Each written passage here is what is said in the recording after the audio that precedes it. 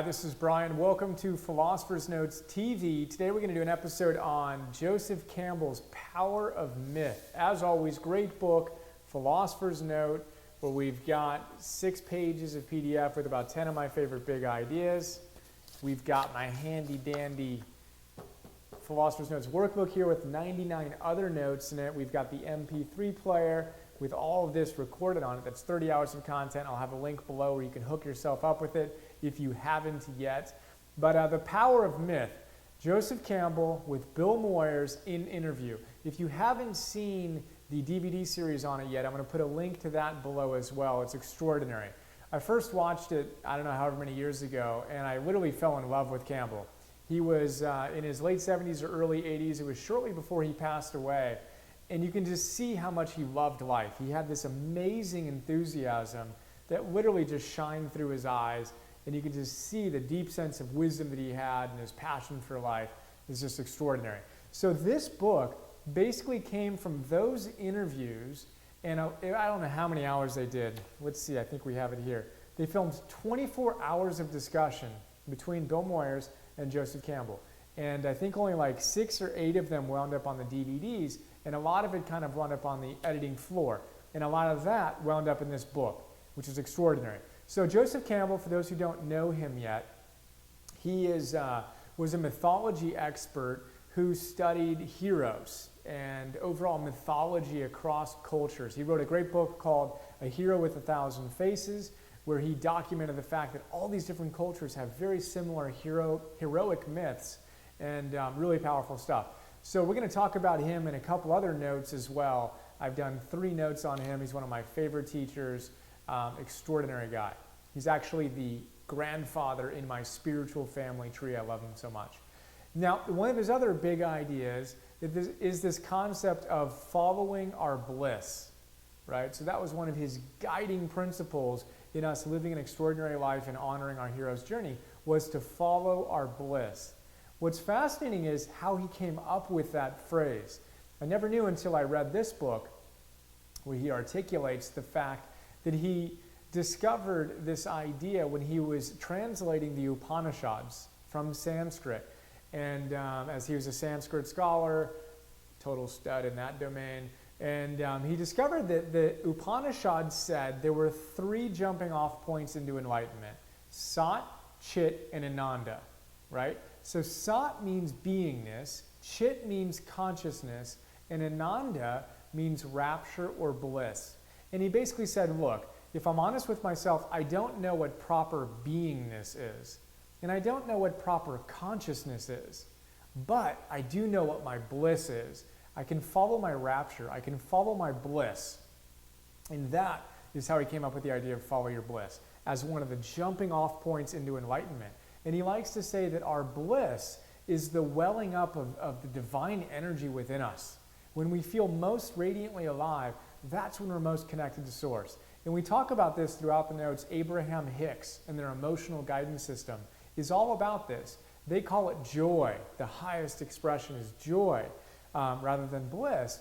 But it's the same idea, and they base a lot of their work in inspiration from Joseph Campbell. So that's the basic idea with follow your bliss. Sat, Chit, Ananda. We can follow our Ananda. We can follow our bliss. That's God speaking from within us. I love that idea.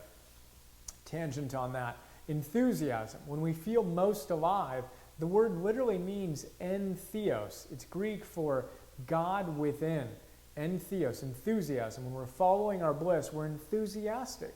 We literally have God circulating through us, which is extraordinary. In the note, I talk about some ways we can tap into our bliss more. For now, just think about what are the things that make you feel most alive? When do you feel most blissful? Start paying attention to those things and start trusting yourself and following that intuition more and more. You can check out the note for some more ideas on that. So again, remember, this is in the context of Bill Moyers interviewing Joseph Campbell. And Moyers asks him, well, how do we find our bliss? What are some ways? And Joseph Campbell says that one way is to sit in a room and read and read and read and really tap into the wisdom that inspires you. And don't read the popular stuff, he says. Read what your heart feels called to read. and then read what that author read that inspired him or her, and then read what that author read, and kind of follow that thread throughout. And that's a great way to soak ourselves in wisdom, which brings us closer to our own bliss. And he actually spent 5 years reading 9 hours a day. 5 years, 9 hours a day. He actually came back from Europe, I think either a week before or a week after the Great Depression started, couldn't get a job. So he took what little money he had saved and moved to a little cabin up in the woods and read full time. It's awesome. Deeply inspiring, and I thought of him often when I was in Bali doing something similar. So that's a big idea, to read, and not read popular stuff necessarily, but read the stuff that inspires us, that helps us tune into our bliss. Another idea is to have a sacred place, a place we can go and just be with ourselves and with the divine.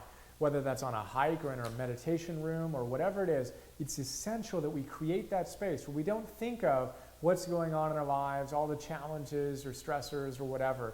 We just connect to our highest selves. Really big idea. Campbell was raised Catholic, and he went to confession every Sunday, and he has this great idea where he says that Ramakrishna says, you are essentially what you think about most of the time. So why is it that when we go to a priest, he said, we say, forgive me, Father, for I have sinned? Why do we focus on our sins? He says we should go to our priest and say, bless me, Father, for I have been great. These are the good things I've done over the last week. And focus on the things we've done that are wonderful. So we are what we focus on. We want to focus on the positive, beautiful things that are going on in our life. That's a great big idea. The next big idea is fantastic. I call it, do you think I can do that? And he was a professor at a boys' school for a while, and then also at a women's university for most of his career. But he talks about how when he was at a boys' prep school, young boys would come to him trying to figure out what they wanted to do with their lives, and many would ask him, do you think I can make it as a writer? And, or do you think I can make it as this or as that? And he said, well, look, if you're willing to put up with 10 years of being ignored, right, and you're still willing to put in the effort, you're still willing to work hard and to go for it, then yeah, I think you can make it. But if you're not willing to put in that level of effort, then I'm not so sure. And I just love that idea. It's just a powerful idea of persistence and stickability, as we talked about recently from the magic of thinking big.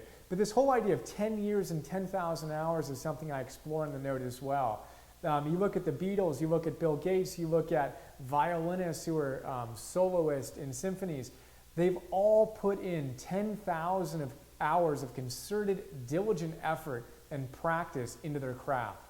So we need to be willing to put in that kind of effort if we want to reach a level of excellence. It's absolutely imperative. You can also learn more about that in Malcolm Gladwell's awesome new book called Outliers. And I'm going to do a couple other books on this theme of just putting in the effort. 10,000 hours, 10 years of effort. What are you willing to do that for? And the fact is that typically we need to love what we do enough to put in that much effort, which is another reason why following our bliss is so important. So another big idea here is the idea of amor fati, loving our fate. He talks about how Nietzsche says we need to love our fate. Whatever happens to us, we need to say thank you. We need to appreciate the fact that it's been given to us in a lot of ways as a blessing to live our greatest lives. We've got to love our fate. Whatever happens to us, say thank you and realize that it's part of a bigger picture at work. It's an awesome idea. Campbell also talks about the fact that when we're on purpose, when we're following our bliss, doors open that we never could have imagined opening. He calls that being helped by hidden hands. It's extraordinary. I'm sure you've felt that. I definitely have in my life. As I get on purpose, amazing things happen that I never could have predicted. And then finally, he talks about the hero. And the hero ultimately, as he says, is someone who has given his or her life to something bigger than oneself. He says, when we quit thinking primarily about ourselves and our own self-preservation, we undergo a truly heroic transformation of consciousness. So my question to end this one is, what are you committing yourself to in your life? How do we transform our consciousness by giving ourselves to the world most powerfully? Here's a quick look at the power of myth. Hope you enjoyed it. Look forward to sharing more with you soon. See ya.